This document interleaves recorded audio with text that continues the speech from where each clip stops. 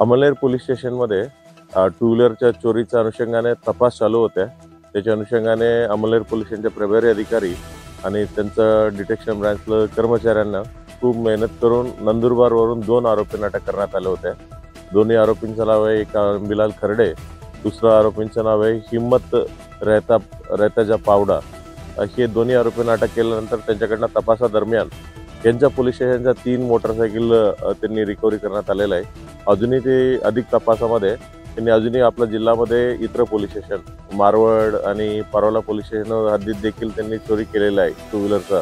अशा निष्पन्न झाल्यावर अजूनही आपल्या जिल्ह्यामधलं एकूण 11 गाड्या आणि 11 टू व्हीलर आणि इतर जिल्ह्याचं 11 टू व्हीलर अशा एकूण 22 टू व्हीलर आतापर्यंत या दोन्ही आरोपींकडनं रिकव्हरी करण्यामध्ये अमळनेर पोलिसांचा यश प्राप्त झालेला आहे। आणि अजूनही त्यांच्याकडनं काय टू व्हीलर रिकव्हरी होईल का या विषयावर आपली तपास चालू आहे। 11 गाड्याचा आपल्याकडे गुन्हा दाखल आहे। अजून उरलेला 11 गाड्यांचा कुठे गुन्हा दाखल आहे नेमका या विषयावर आमची तपास चालू आहे। आणि या टीमला माझ्या मनापासून त्यांना अभिनंदन करण्यात आलेलं आहे। त्यांना बक्षीस देखील दिलेलं आहे। ती सांगता येत नाही।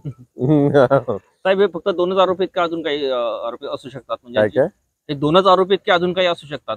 कारण एवढी मोठी कारवाई आणि एवढ्या मोठ्या गाड्या जर जप्त झालेल्या आहेत तर हे शंका वाटते की 2च जण असू शकतील आरोपी। त्याच्यामध्ये तपास अजूनही चालू आहे। त्यांना 8 तारीख आपला पोलीस कस्टडी घेतलेला आहे 5 दिवसासाठी। अजूनही आमच्याकडे 2-3 दिवस आहेत आणि एकदा त्यांचं कस्टडी संपल्यानंतर मारवड आणि परवाला देखील त्यांनी ट्रान्सफर करून घेणार आहे। त्या दरम्यान आम्ही निष्पन्न करते की म्हणजे अजून कोणता आरोपी आहेत का याच्यामध्ये, की अजूनही काही गाडी यांनी चोरी केले का या विषयावर आमचे तपास राहणार आहे।